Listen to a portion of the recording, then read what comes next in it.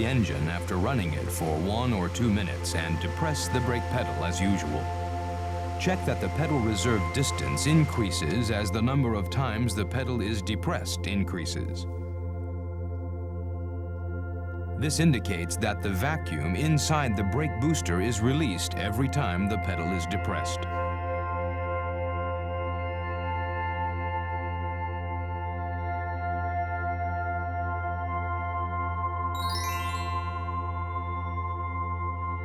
Then check the operation. Stop the engine and depress the pedal several times until the pedal reserve distance becomes constant. Depress the brake pedal and start the engine.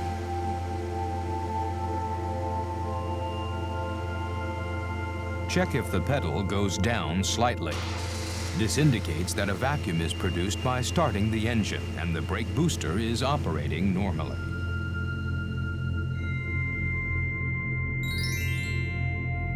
Next, go on to check the air tightness with load. With the engine running, depress the brake pedal with a constant foot pressure. Stop the engine and choose that the pedal reserve distance does not change for 30 seconds. This indicates that the vacuum in the constant pressure chamber is maintained. If air is contained in the hydraulic circuits, the pedal feel becomes spongy. All air must be bled from the system whenever there is a possibility of air contained in the hydraulic circuit, or each time after disassembling the hydraulic circuit of the brake system. 2 people should conduct the operation.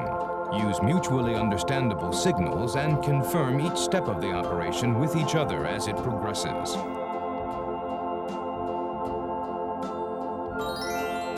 First, bleed air from the master cylinder. Confirm that there is adequate fluid in the reservoir tank. Loosen the brake tube flared nut using the SST.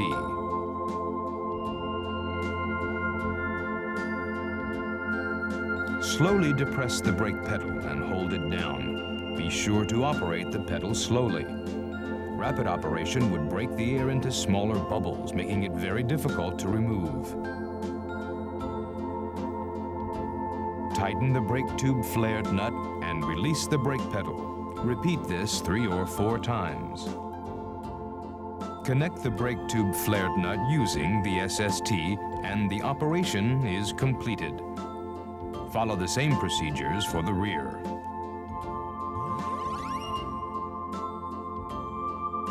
Next, bleed air from the hydraulic circuit.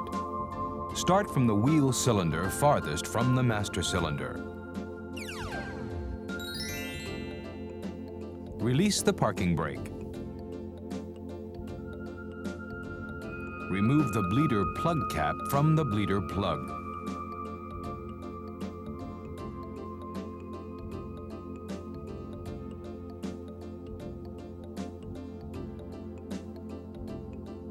Connect a vinyl tube to the bleeder plug and insert the other end in a container half full of brake fluid.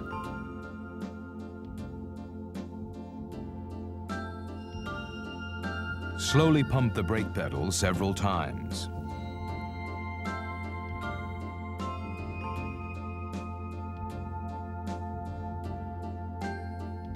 With the pedal depressed, loosen the bleeder plug until fluid starts to run out.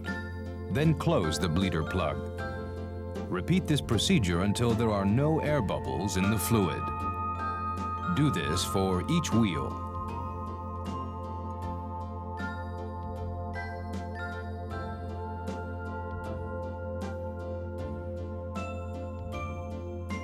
Then check for brake fluid leaks.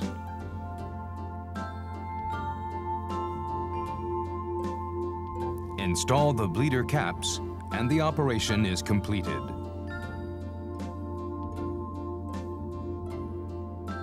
During this operation, never allow dirt or water in the fluid.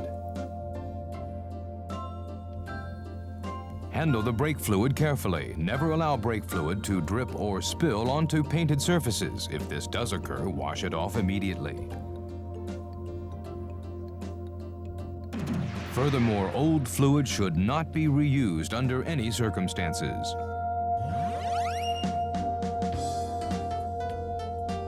Excessive clearance between the brake drum and the lining will reduce braking speed. If too small, the brakes will drag. If different at each wheel, the vehicle could be pulled to one side or fishtail. As explained before, some have automatic brake shoe clearance adjustment functions, but others must be checked periodically. The two leading shoe-type brake shoe clearance procedures are explained here. Remove the shoe adjustment plug from the packing plate. Turn the adjusting nut using the SST until the wheel locks. Turn the other end of the adjusting nut using the SST until the wheel can be turned easily. Refer to the repair manual for the standard number of notches to be backed off. Repeat this procedure for all the other wheels. Install the shoe adjustment hole plug and the operation is completed.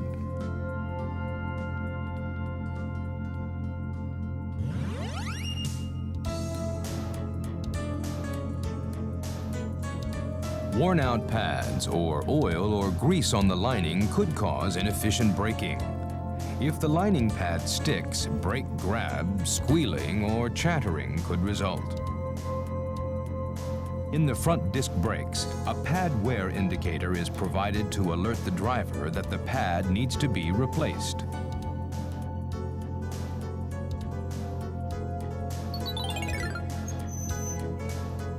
When the pad wears out, the pad wear indicator makes contact with the rotor disc and makes a screeching noise during driving.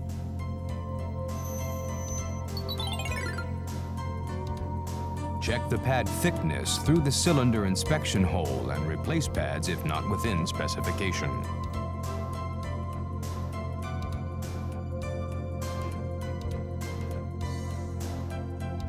Remove the two installation bolts and the cylinder from the torque plate.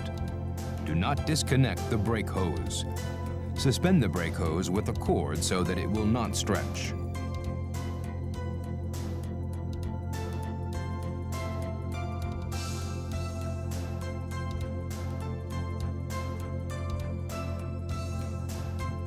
Disassemble the anti-squeal shim and pad wear indicator from the removed disc pad.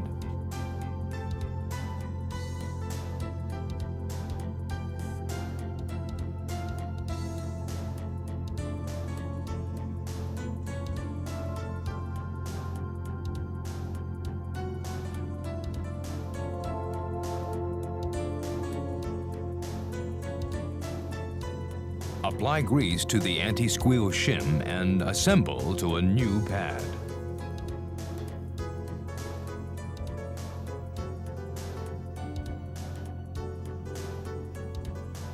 Install the pad wear indicator plate to the inside of the new pad. Be sure that the arrow on the pad wear indicator plate is pointing in the direction of rotation of the rotor disc.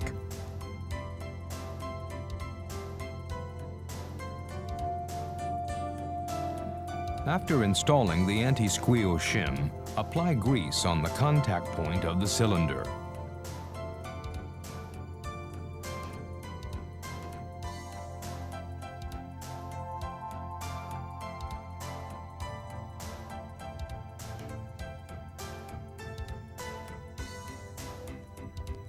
Install the cylinder. Draw out a small amount of brake fluid from the reservoir and press the piston with a hammer handle or equivalent to put it into place.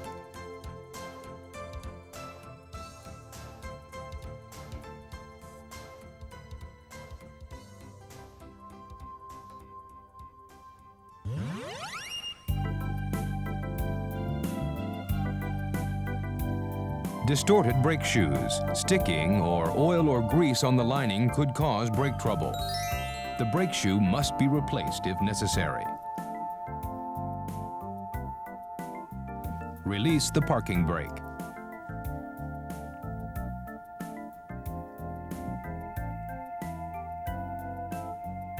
And remove the front shoe. First, disconnect the return spring using the SST.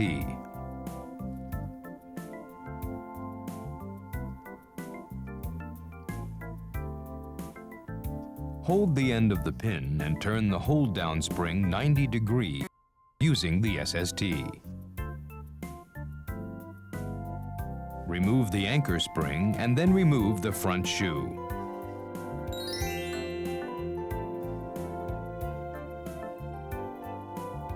As for the rear shoe, hold the end of the pin and turn the hold-down spring 90 degrees using the SST.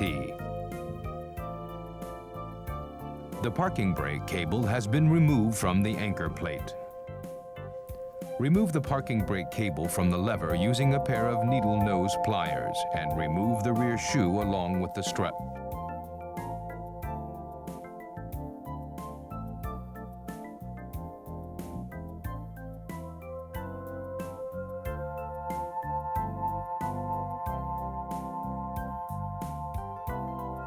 Remove the automatic adjustment lever by pulling up the C washer with a screwdriver.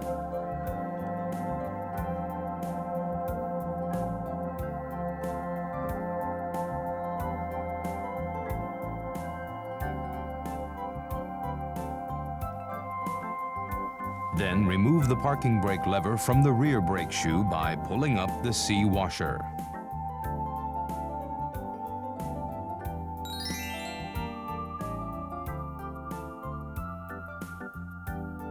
Inspect the rear brake parts.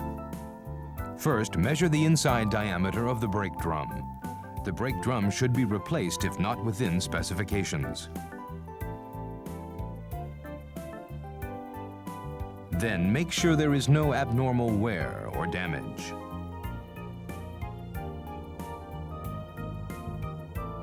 Measure the brake shoe lining thickness. Minimum thickness is 1 millimeter. The brake shoe must be replaced if not within specification or if it is close to minimum tolerance.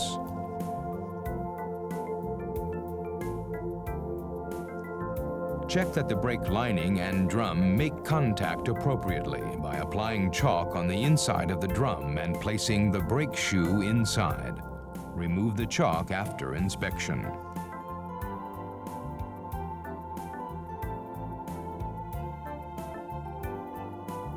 If not making contact properly, repair the lining using a brake shoe grinder or else replace the shoe.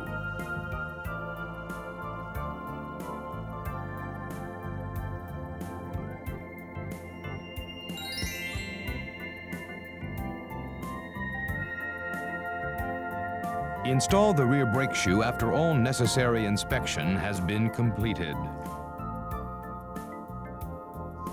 Apply specified brake grease to the contact point of the packing plate and brake shoe. Anchor plate and brake shoe.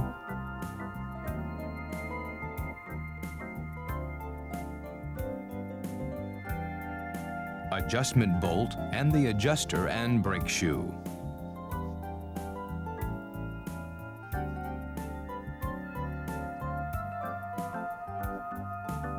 Install the parking brake lever temporarily to the rear shoe using a new C washer.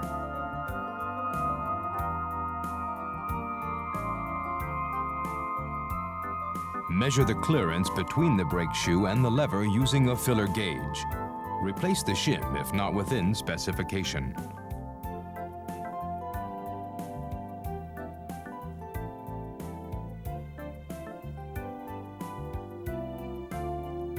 Assemble the C washer using a pair of pliers.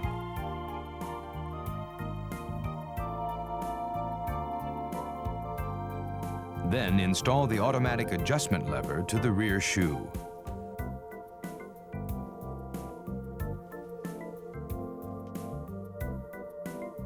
Assemble the new C washer.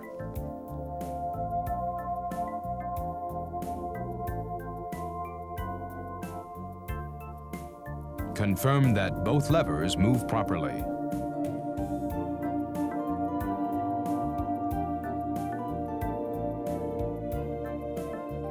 Then go on to the rear shoe. Connect the parking brake cable to the parking shoe lever using the SST. Assemble the return spring to the rear shoe.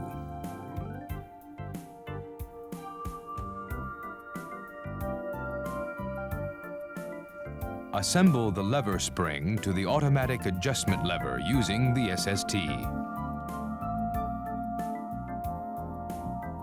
Set one side of the rear shoe into the wheel cylinder and the other to the anchor plate.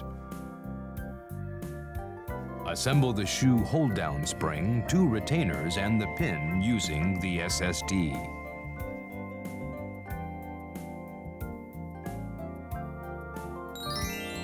Next, install the front shoe. First, assemble the anchor spring between the front and rear shoe. Follow the same procedures as the rear shoe and set one side of the front shoe to the wheel cylinder and the other to the adjuster. Assemble the shoe hold-down spring, 2 retainers, and the pin using the SST. Connect the return spring using the SST.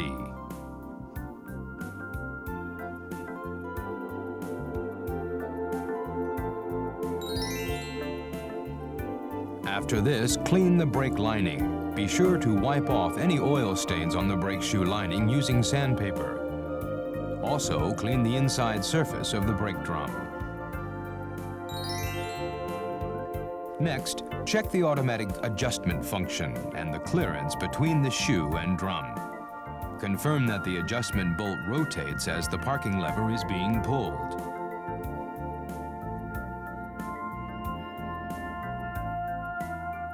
Check the clearance between the shoe and drum. Release the parking brake. Remove the drum and measure the drum inside diameter.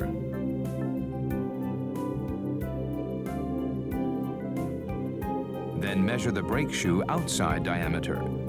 Confirm that the clearance between them meets the specification of 0.6 millimeters.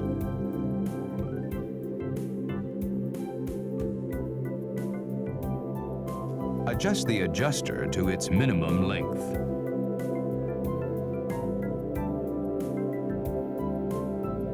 Install the brake drum and assemble the hub nut to the hub bolt temporarily.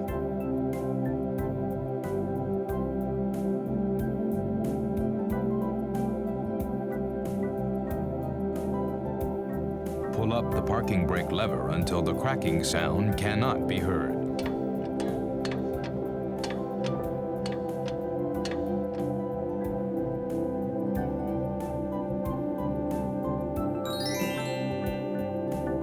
Finally, check the brake operation. Depress the brake pedal a few times and confirm that both drums rotate smoothly.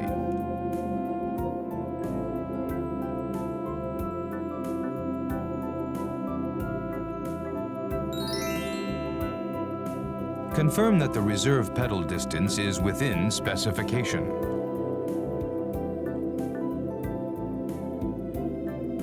Also, confirm there is no brake fluid leak at these points.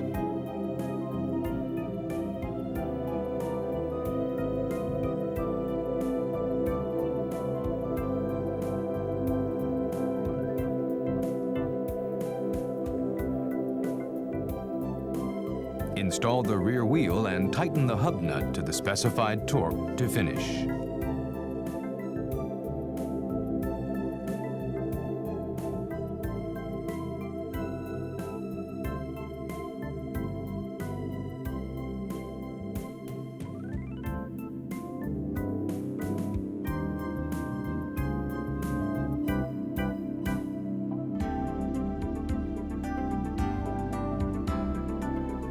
The following precautions must be kept firmly in mind when overhauling. When a vehicle is brought in for repair, inspect the vehicle carefully to see whether overhauling is really necessary or not. Every time removing a part, be sure to inspect it carefully. Check how the part was assembled originally, whether it has wear or damage. This is important because some of the causes may be here. Keep the disassembled parts in good order. Be sure that the cylinder cup and other rubber parts, inner surface of the drums, linings, pads, friction surface of the rotor disc are free of oil or grease. Before reassembling, clean all parts by washing or with compressed air.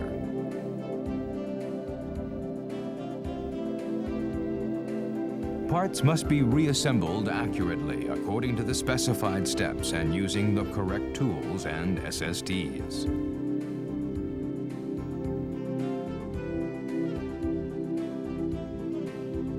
Check to make sure that parts have been assembled and mounted accurately. Then adjust if necessary to the specified values using the correct gauges and testers.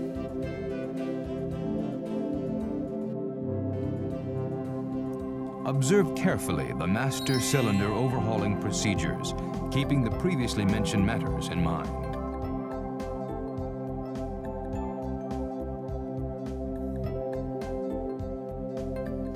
Disconnect the brake tube using the SST. Do not attempt to disconnect or connect the tube with an ordinary wrench, as it will damage the hexagonal nut.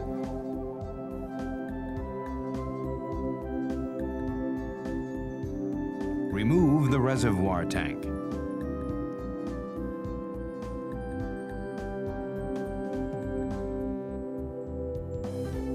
Next, tape the screwdriver tip. Push the pistons in all the way and remove the stopper bolt and gasket.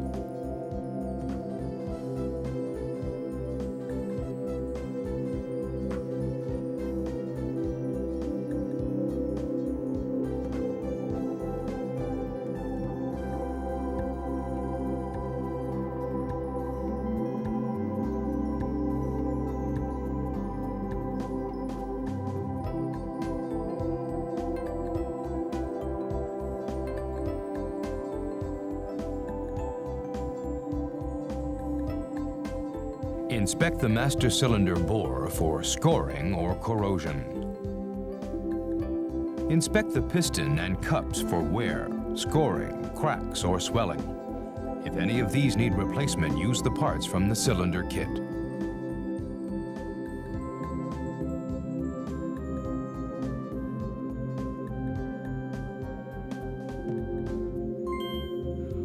Apply lithium soap-based glycol grease to rubber parts shown here. Assemble the parts to the master cylinder following the reverse procedures.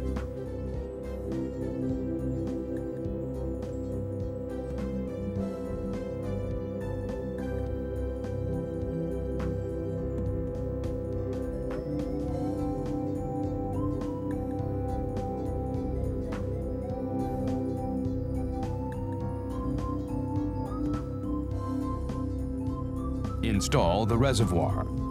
The set screw will not tighten down the reservoir, therefore a clearance exists, but do not insert washers when tightening.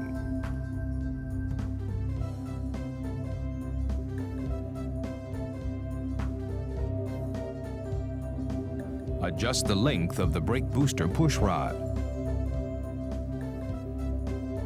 This is to create an appropriate clearance between the master cylinder piston and the booster push rod.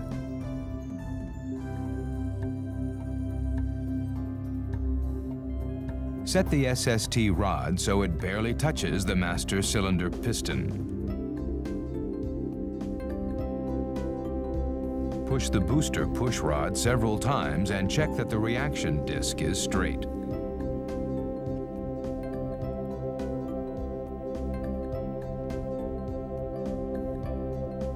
Set the other end of the SST to the booster without changing the position of the SST rod. Appropriate clearance will be created between the master cylinder and booster if there is no gap between the SST rod and booster push rod. If there is a gap, adjust the booster push rod length.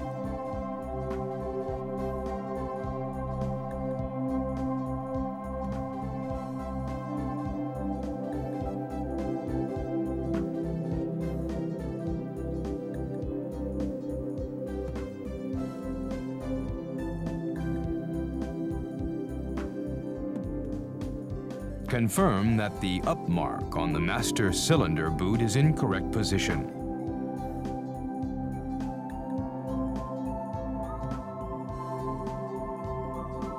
And fill the brake reservoir with brake fluid and bleed air from the brake system. follow the previously explained procedures when bleeding air.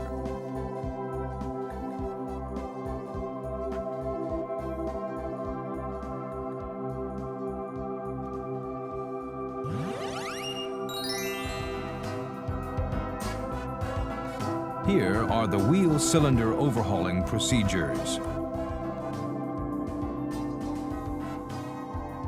Disassembling the rear drum brake is not so complicated.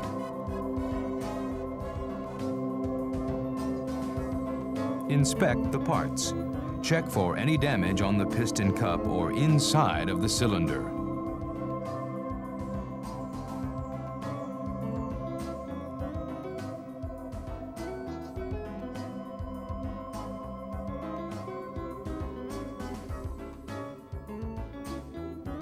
Next is the assembling procedure.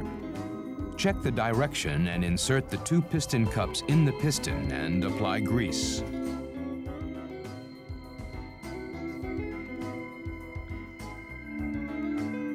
Insert the spring and the 2 pistons inside the wheel cylinder. Make sure that the piston cup is facing the appropriate side at this time.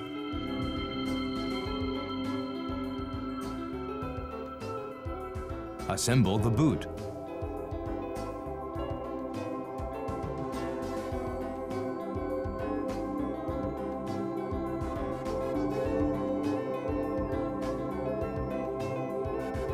Assemble the wheel cylinder to the backing plate using 2 bolts. When connecting the brake tube, use the SST as shown here.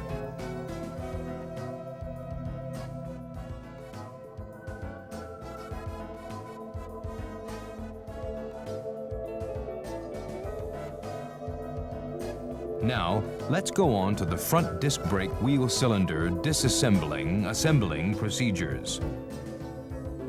Remove the union bolt and the 2 gaskets from the brake cylinder. Prepare a container to collect brake fluid and remove the flexible hose.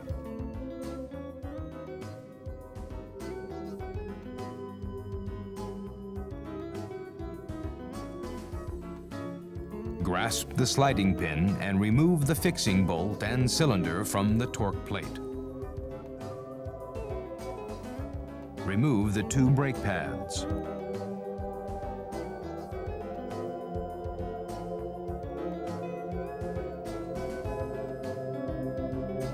Then disassemble the cylinder.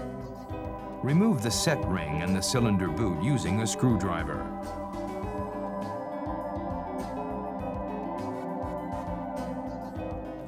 Put a piece of cloth or equivalent between the piston and the cylinder. Use compressed air to remove the piston from the cylinder. Do not place your fingers in front of the piston when using compressed air. Remove the piston seal using a screwdriver and the disassembling is completed. Observe to make sure there is no damage to the piston or piston cups.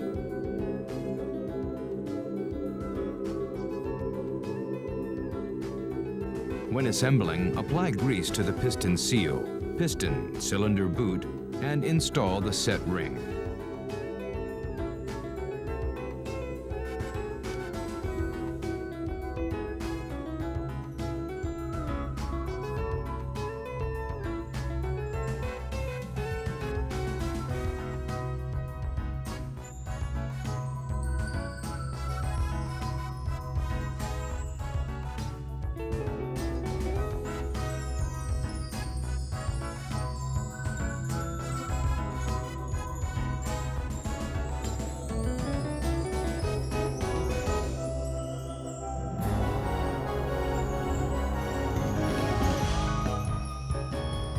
A brake malfunction can be extremely dangerous.